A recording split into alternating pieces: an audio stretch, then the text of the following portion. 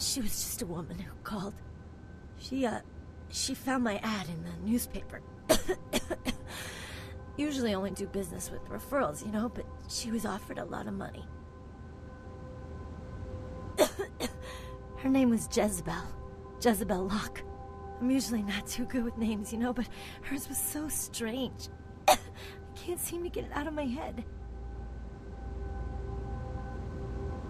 Yeah, I mean, I think so. To tell you the truth, I don't really remember a whole lot about that night, you know. Everything's a little blurry, you know. I mean, I'm not usually, you know, into women, but I remember feeling so attracted to her. I thought she was the most beautiful woman I'd ever seen. Well, the next thing that's clear is when I woke up the next morning. I haven't been feeling too well since then. To tell you the truth, I have other friends who've worked with her, and they're not doing so hot either, you know? She had a room at the Empire Hotel. I can't remember the number. Hey, are you sure that Paul's okay? He's not sick, is he?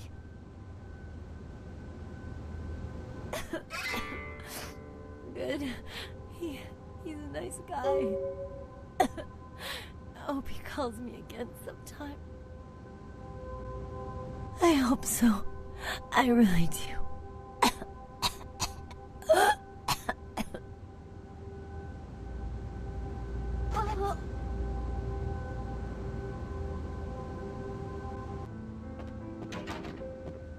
Yes?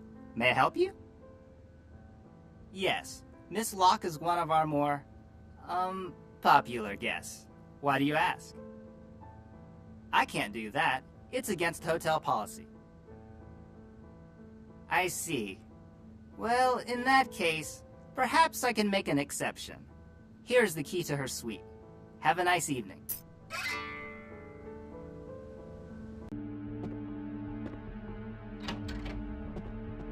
Oh, yeah. Who do we have here? Are you a believer, little morsel? Have you come for the kind of enlightenment only Jezebel can give? Yes, I am Jezebel, and I have such things to show you, little morsel. Such beautiful, dirty little things. Won't you come into my parlor? Oh, come on now. Don't deny yourself the pleasure of Jezebel's talents. Just a few more steps, and we can be enveloped by the sweet darkness, become slaves to the desires of our wasted flesh. Oh, you cannot escape me, little morsel. One way or another, you and I will intertwine our beings on the way into the ninth circle, and I will send you forth, full of the sweet sickness I carry.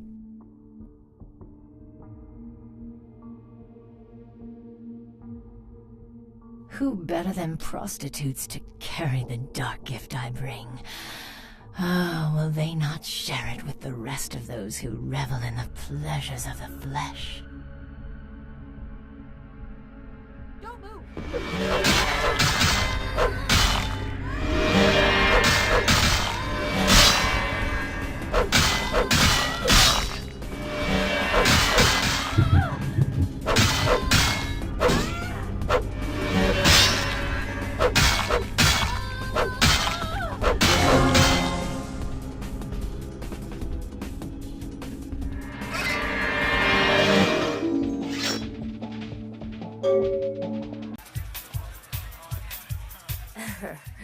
I knew you'd talk to me. I swear you were all, like, totally drawn to me. I'm surprised I don't know you. I usually meet all the LA vampires out on the scene. Not a lot of you out tonight, which is weird, because I don't know of any parties going on. No, come on. It's totally cool. I'm Patty. Seriously, everyone knows me. Besides, I just wanted to ask you if you've seen someone. His name is Kent Allen Ryan. He's a Toreador. Really good looking, dresses really well, like all Prada usually. You are totally awesome. Well, it just goes to show you that you don't have to dress cool or have a lot of power to be a cool person. So, where is Kent? Oh, that is totally Kent. He's so like that. I better go find him. He needs my help to do anything. Thanks again.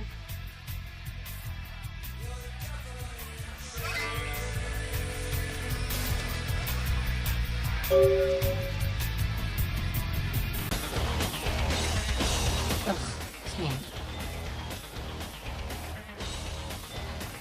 We told him to burn the blood and go to the hospital. Said he thought he'd get over it. Men are stubborn that way. Just proves the plague bearer's gotta be found. Right on. Except we just did a second one over near the convention center. They're part of some doomsday cult, apparently. No telling how many there are, but it's open season on all these sick sons of bitches.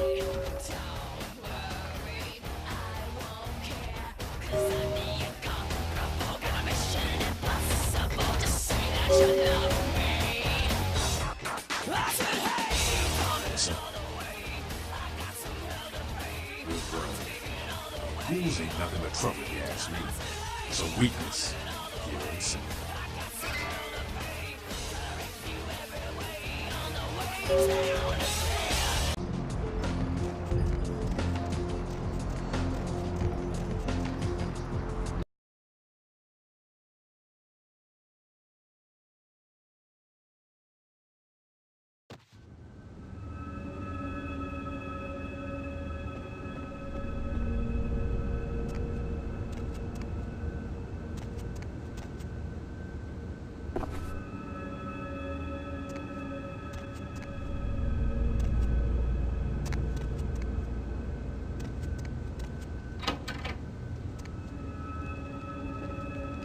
Greetings, neonate. Might I assume you received my invitation? I have been looking forward to meeting you for quite some time. Strauss. Maximilian Strauss. I am the regent of this chantry. Welcome. A chantry is a local gathering place for those of the Tremere clan. I live here, as do apprentices from time to time. A regent is the leader of a chantry, as well as a teacher to young Tremere apprentices who are studying the mysteries of our clan. I'm sorry, neonate. The secrets of the Tremere clan are hidden from all but those who share our blood. You would do best not to look into them any further.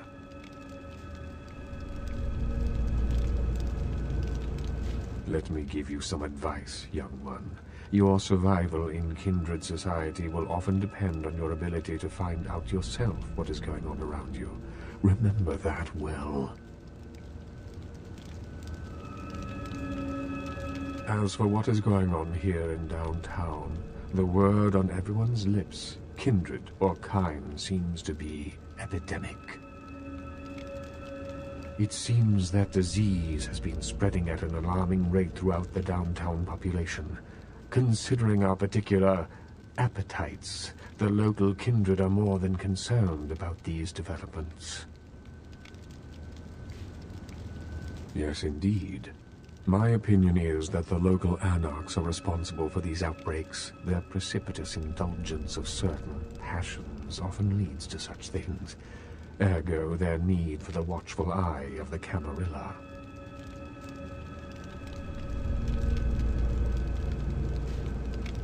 I see. Most disappointing, neonate. You seem to show a startling lack of concern when choosing your associates in this new life. I pray that their lawless proclivities do not ultimately affect your own standing among your other peers.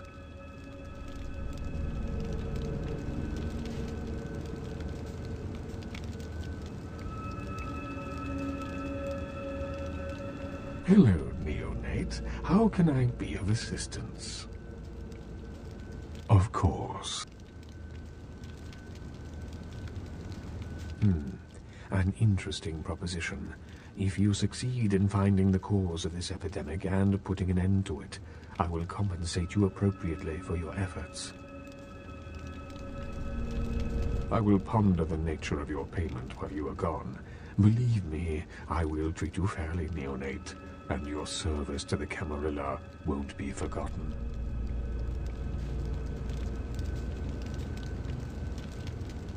The Camarilla, it is merely a kindred sect that exists to protect its members from the outside world. There are specific codes of behavior that we abide by in order to ensure the continuance of our species. It is nothing more and nothing less. Surely. What else would you like to know? No. There are many independent clans who are not aligned with the Camarilla. And the Sabbat is another sect of various vampire clans whose beliefs are very different than our own. Unsavory sorts, to say the least. I understand you have already run afoul of them. Ah, yes, the infamous Mr. Rodriguez.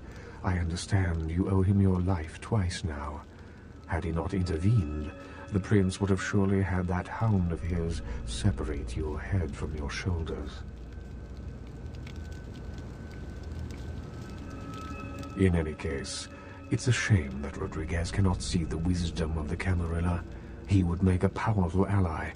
As it is, he is a significant thorn in LaCroix's side, which serves my purposes just the same.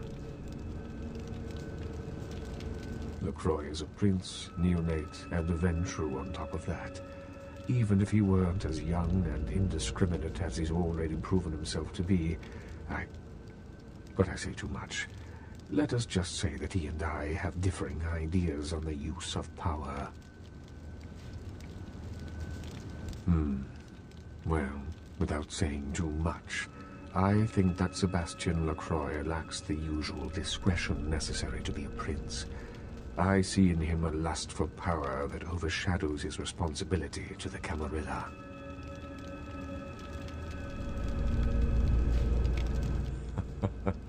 No, young one.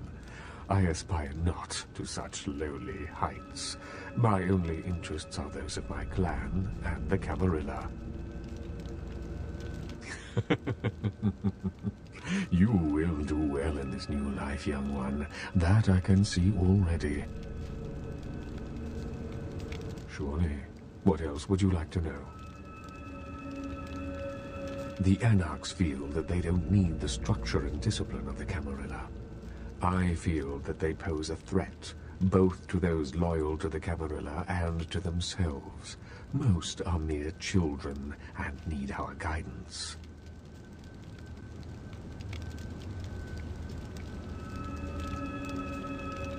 Surely. What else would you like to know? Of course. What is it you would like to know? No more than yourself. But I do know that LaCroix is much too focused on acquiring it. His obvious need for it reveals a weakness that his enemies may one day exploit. I do not know, although I must admit that I sense a change in the night air, something subtle and not altogether pleasant. Perhaps the arrival of the sarcophagus is the harbinger of something more dreadful. I will say no more.